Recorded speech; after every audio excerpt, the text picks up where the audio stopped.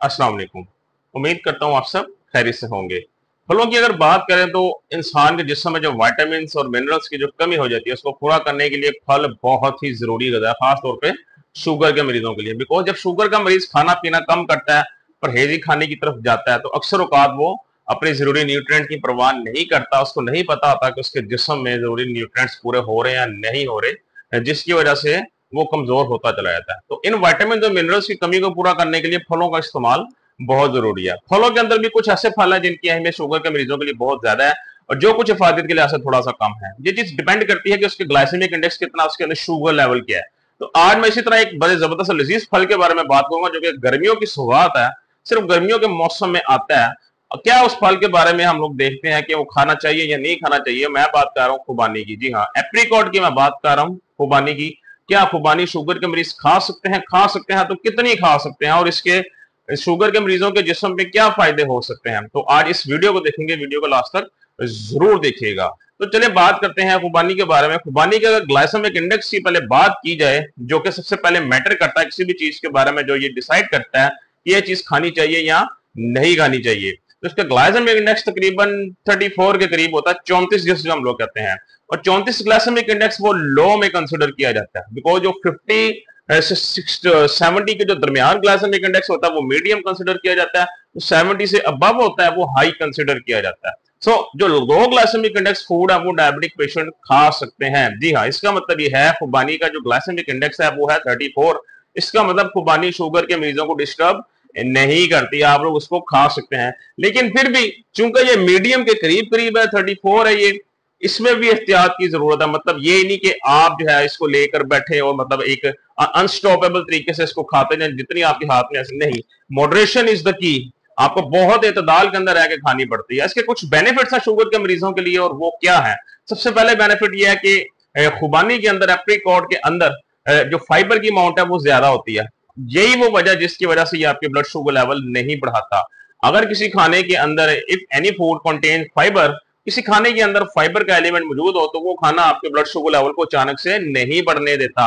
वो थोड़ा थोड़ा करके उसको आपके खून में शामिल करता है, जिसकी वजह से आपका ब्लड शुगर लेवल खाने के बाद नहीं बढ़ता। इसके अंदर फाइबर होता है, और इसके अलावा इसके अंदर विटामिन ए पाया जाता है। जी हाँ, इसके अंदर विटामिन ए भी पाया जाता है। खुबानी के लिए यह भी सुना गया है कि अगर आप अपने वेट लॉस जर्नी की तरफ जा रहे हैं, अपना वजन कम करना चाहते हैं, तो उसके अंदर भी खुबानी को एज ए डाइट आप लोग लेके चल सकते हैं। एक मौसमी फल है, बहुत जबरदस्त फल है। अच्छा, बात करें तो ये जो एक रेगुलर तौर पर जो हमें मिलती है, मैं उस खुबानी की बात कर रहा हूं। मैं जो ड्राई होती है, ड्राई एप्रीकॉट होता है, सूखी खुबानी जो होती है, जो पंसार से मिलती है, मैं उसकी बात नहीं कर रहा।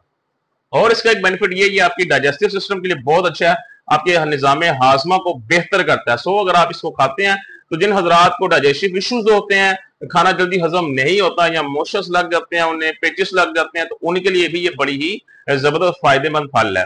बड़ी उम्र के लोगों के लिए बात करें तो जाहिर है उनके दांतों का जो है वो थोड़ा सा मसला होता है। समटाइम कईयों के दांत टूट जाते हैं, उतर जाते हैं, तो उन लोगों के लिए नरम गजा जो है मोस्टली रिकमेंड की जाती है। तो ये चूंकि एक नरम गजा है, इसको इतनी हार्ड सरफेस नहीं होती, इसलिए उनके लिए भी बहुत फायदेमंद फल है। ये आपकी जिस्मानी कमजोरी भी खत्म करने के लिए आपके बहुत काम आ सकता है। जी हाँ, और खुबानी का सबसे बड़ा बेनिफिट यह है दूसरे फलों की निस्बत की, अगर आप खुबानी खाते हैं तो मतलब ये वेट में थोड़ी सी मतलब हैवी होती है, और आपको उसके बाद कुछ खाने का दिल नहीं करता। मतलब आपकी जो हंगर है, जो भूख है, वो भी इससे खत्म हो सकती है।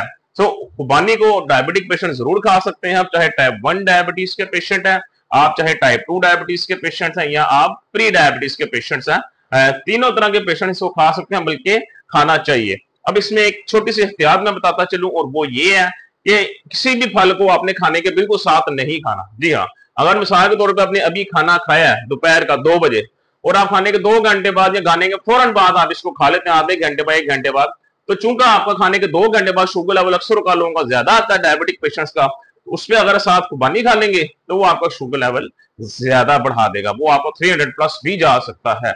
तो कोशिश करें कोई भी फल है, खुबानी है या कोई और फल है, ये हमेशा उस टाइम खाएं जिससे आपको खाना खाए हुए भी कम से कम 3 से 4 घंटे का वक्फा हो चुका हो। उसका फायदा ये होता है कि आपका शुगर लेवल जो है वो नॉर्मल हो चुका होता है, या नॉर्मल के बिल्कुल करीब होता है। तो उस टाइम जब आप फल खाते हैं, कोई ऐसी चीज खाते हैं, वो आपके शुगर लेवल को डायरेक्ट इंपैक्ट नहीं करती, आपका शुगर लेवल नहीं बढ़ाती। सो इस तरीके के साथ खाएं इसको, इंशाल्लाह आपकी शुगर नहीं बढ़ेगी और आप अपना पसंदीदा फल भी एंजॉय कर सकते हैं। तो आज की वीडियो से बस इतना ही। कोई सवाल है किसी और फल के बारे में, आप कमेंट सेक्शन में पूछ सकते हैं। बाकी इंशाल्लाह कल दोबारा आपसे मुलाकात होगी। खुश रहें, खुश रखें, अपना ख्याल रखिएगा। अल्लाह हाफिज।